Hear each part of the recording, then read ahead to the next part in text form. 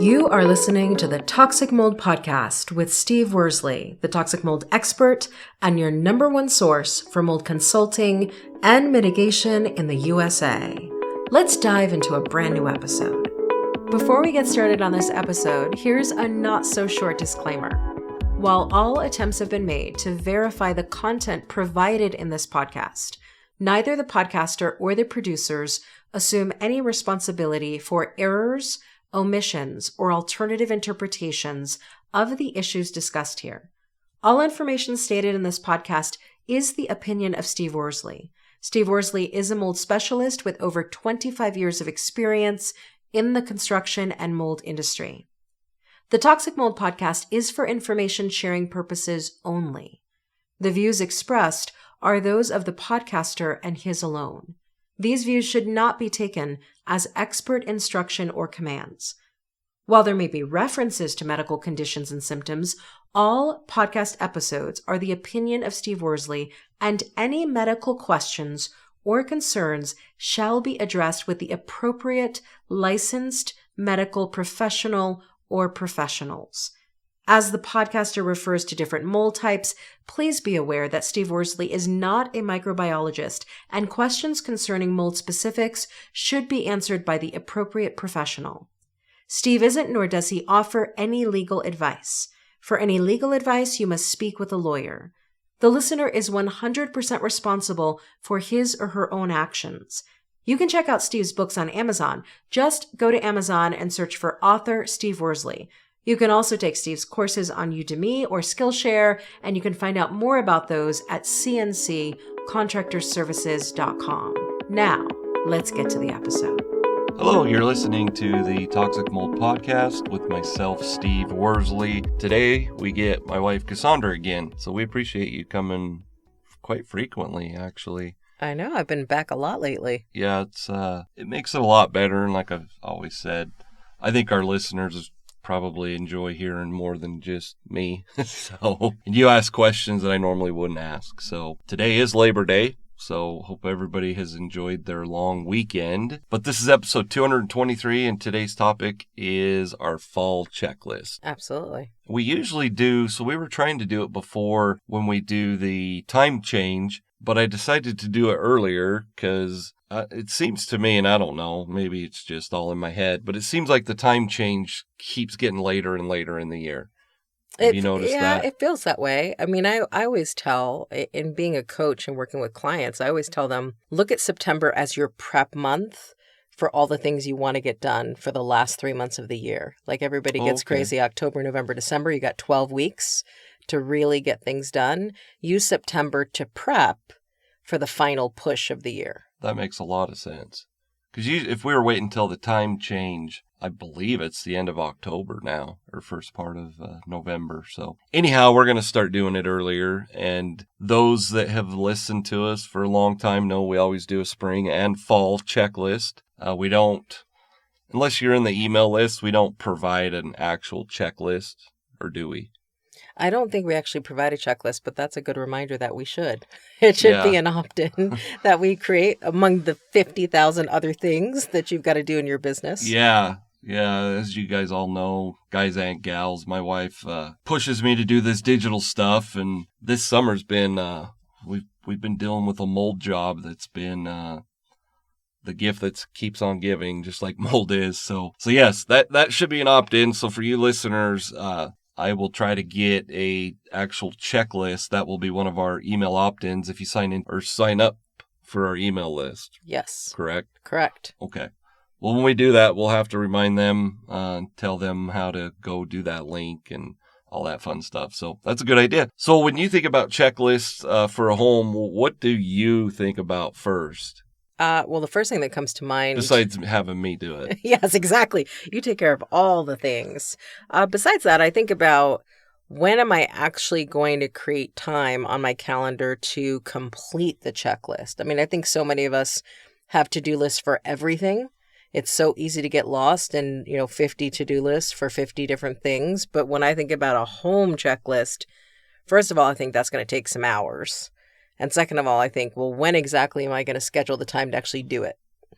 Yeah, that's a good point. And, obviously I take care of that kind of stuff. But if you were one of my clients, I would say to you, I understand we're all busy, but if you don't have the time to maintain your home, what are you going to do when you have a major mold infestation due to something that you could have picked up on this checklist? So, Yeah, no, I totally agree. And I think, sometimes if you're renting as opposed to being a homeowner, you think you don't have a fall checklist.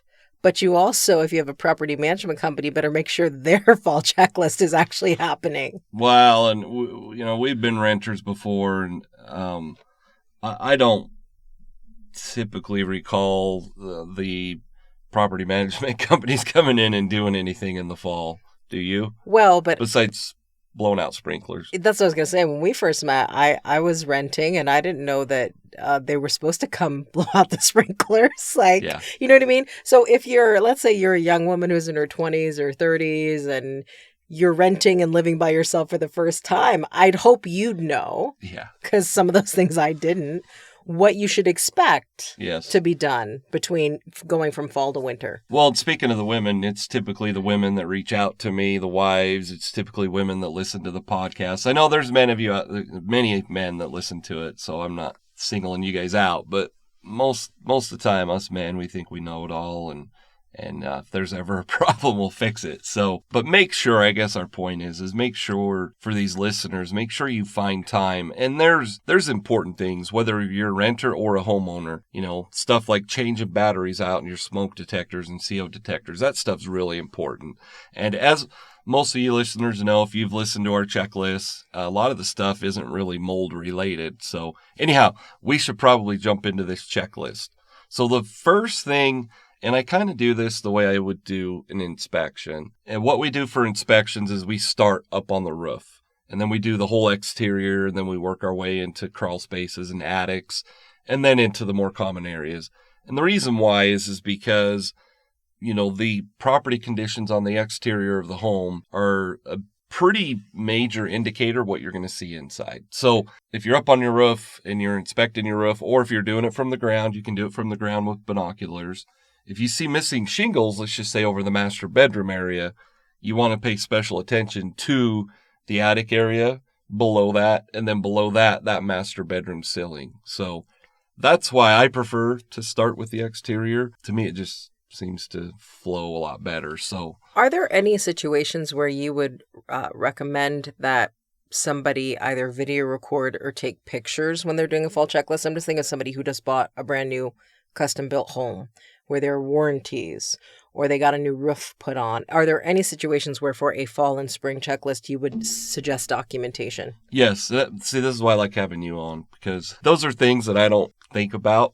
But for our listeners, that is great to have, take pictures, and that way, it's the fall of 2023. It's October, September, whenever you do it. And you can, like you said, let's just say it's a newer home. The 1-year warranty is going to expire in a few months. Those pictures would be very beneficial to the roofing contractor or your general contractor so that they can see, oh, wow. So, there's already delamination of the shingles and they're brand new. Like, that's a manufacturer's defect. So that would be a good idea, especially when we talk about settling cracks in the hard surfaces like concrete, foundations, driveways, stuff like that. If you have pictures, you do one in the fall and you do one in the spring or whenever, every year you can look at that. And from a professional standpoint, I can look at it and go, okay, these cracks really aren't getting any bigger. Let's figure out why they're there, if they are getting bigger. And then, you can address it from that. So that's a great point to make sure you document. And I'm sure our listeners are like, well, yeah, Steve, if you would have this checklist, so it is something I probably should get on. But anyhow, so we start with the roof. Like you said, it's great to have documentation. We have phones these days that have a notes app right in them. I'm not sure. Can you save photos in those? Yes, you can save photos in Google Docs. So there's lots of ways you can. Evernote is a great place where you can save images and text. Okay. So for you listeners, the main concerns we have up on the roof, obviously, is shingles or whatever roofing materials you have. If it's a metal roof, wood shakes, whatnot. Make sure there are no missing shingles up on the roof. Also check your gutters. It never hurts to, and I know it takes a lot more work, but drag a hose up there and put water in the gutters to make sure they're functioning properly. And then also make sure there's no debris up on the roofs. So the roof is obviously very important. It's your first line of defense for moisture intrusion. And so that's what you want to be looking for is, major defects. Check and see, is the paint coming off your metal on your roof? A good way to tell if your roof is starting to fail is after a rainstorm, you'll have these little granules on the sidewalk.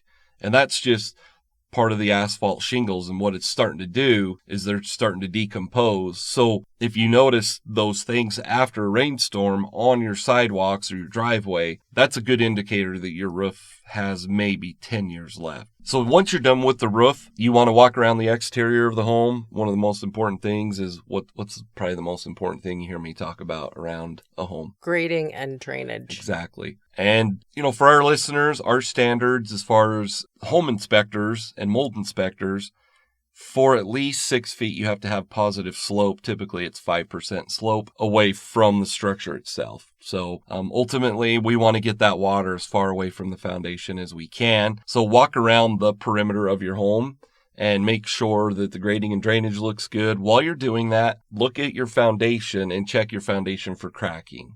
Now, common curing and settling cracks are going to happen, but if the water does not run away from the home, that water will sit there. It's going to make its way into that crack, and from there, it's going to make its way into the home. So it's very important to check that. Now, if you have proper grading and drainage, typically a crack, and I'm not telling our listeners don't seal them up, but for the most part, if the water's running away from the building, you shouldn't have any problems with that. Okay. And it, for a lot of people, they're like, well, I'm not sure what I'm looking at. I'm not a structural engineer. You're just looking for normal cracks. And a normal crack obviously runs vertically. If it's running horizontally, that's a bad sign. So as long as it's running up and down and it's no larger than 1/8 of an inch in width, which is, for you listeners, that's like the end of a pencil. It's very small. As long as that's as large as it gets, that's fine.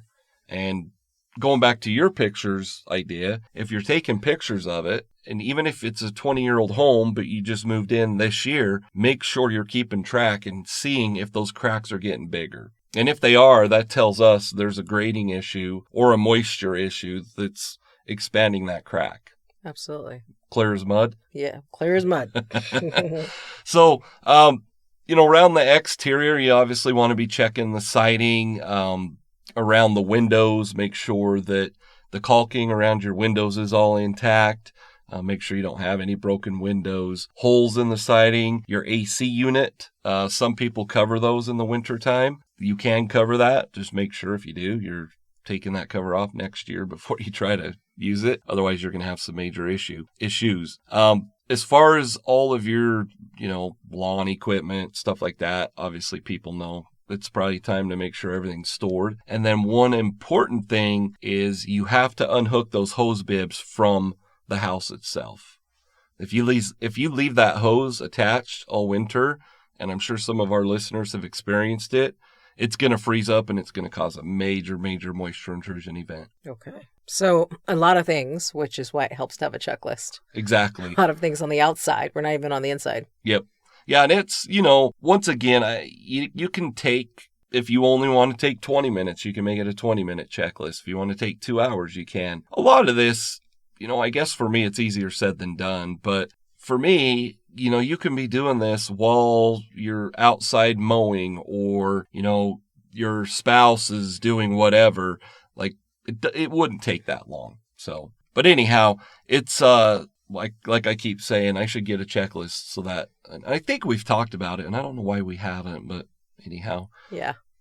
So once you guys are done with the outside, I typically would go either into the attic or the crawl space. And I know a lot of you listeners are probably like, what if I don't want to go in there? That's usually what you ask. You can hire somebody if you want to. If you don't like the fact that you're going in there, you can stand at the opening with your flashlight and look at everything. I mean, it's your attic and your crawl space are very important when it comes to indoor air quality. You know, you could have a mold concern in your crawl space that's affecting you upstairs, but you never look in there because you don't like spiders. Yep. Or mice. Or, yeah, snakes. Like or any of myself. that stuff. So anyhow, what you're going to be looking for in an attic is proper ventilation. You want to look around with your flashlight, make sure there's no water stains, no discoloration, make sure the insulation looks good. Pretty easy, quick inspection. One of the important things up there in the attic is, and it's the same in the crawl space, making sure that your flues for your exhaust fans are terminating outside of the attic or the crawl space. Whether that's a bathroom exhaust fan or your dryer vent, it's very important to make sure they terminate outside. That's something you want to look for either in the attic or the crawl space. Okay. We talked about vermin and pests. That's something that's important in the crawl space and the attic. Mice can be very destructive to a home, and spiders, none of us like spiders. Mm-hmm. So, well, I don't know anybody that does, but anyhow. Well, and typically wouldn't you say that if mice are going to end up being inside your home, they're probably first getting in through like a crawl space or an attic. Yep. Yeah, there's some sort of void, whether it's a hole in the siding, a gap between your sill plate and your foundation. It could be any sort of defect. And, you know, I always tell this when I used to do inspections all the time. I always tell my clients, keep in mind that mice have collapsible rib cages. So literally their whole body can collapse and they could fit through a hole the size of a pencil. And most people don't think about that. And, you know, when we're doing mold mitigation, we see a lot of problems that mice cause. And, it's because of their feces and their habitats and their nesting areas.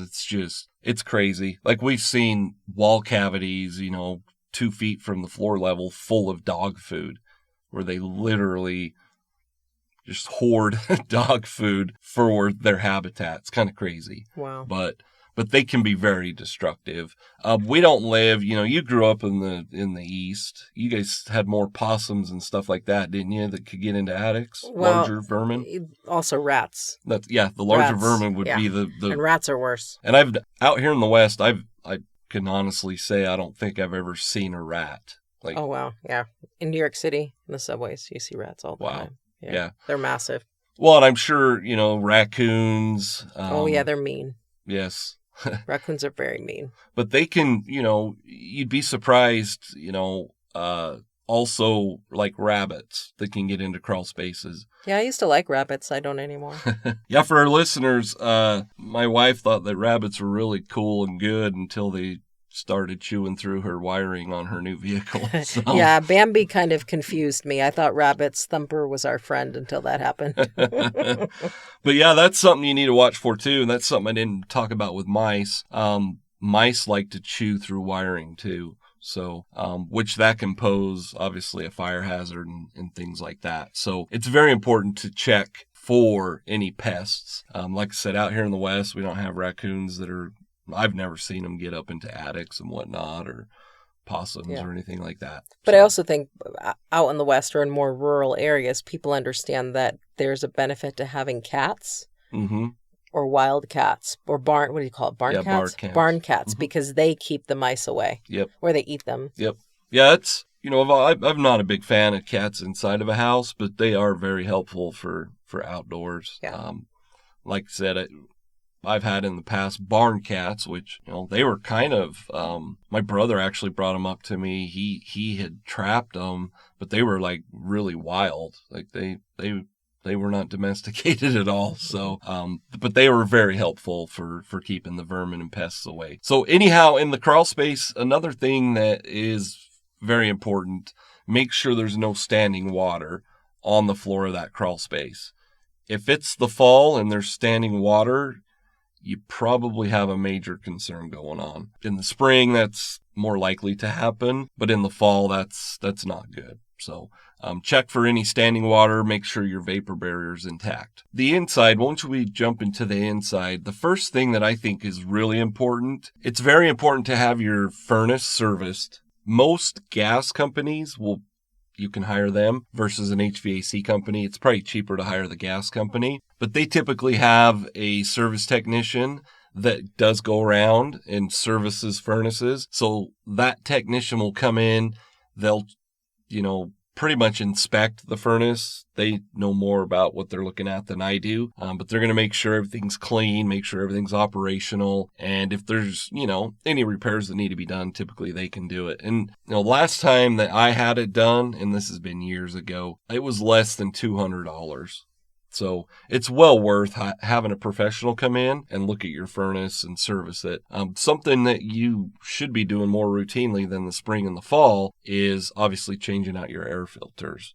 So that's another important thing inside the house. Another important thing is changing all the batteries in your smoke and CO detectors. It doesn't hurt to obviously test those. They should be in every bedroom and then the hallways adjacent to them. Even if you don't change the batteries out, at least test them. Also, speaking of stuff like fire detectors, it's always a good idea if you have fire extinguishers in the home to check those and make sure that they're operational. Not meaning you test them. There's a little dial on them that'll show if it's good or not good. And then also go over the fire escape plan for all the occupants of the home. If you have younger kids, they need to know, hey, if there's a fire and I can't get out of my bedroom, what am I supposed to do? Yeah. Makes sense. That does make sense. And so, as far as the checklist inside the home, it's similar as far as cracking. Check the sheetrock for cracking. Make sure there's nothing abnormal. Check for water stains. Check the problematic areas like your mechanical rooms.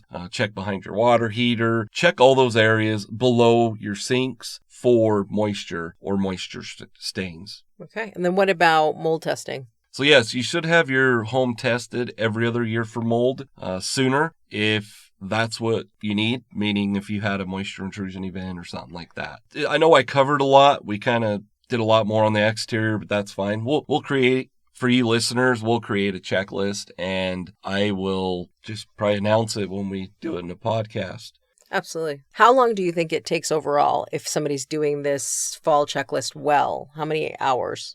I could say you do it in an hour, hour and a half. Okay. I don't think it would take that long. You could be listening to one of our other podcast episodes while you're doing it. You can put some headphones on or whatever. So it's very important to take care of this just to maintain your home. So that's really good. So what's your call to action for people?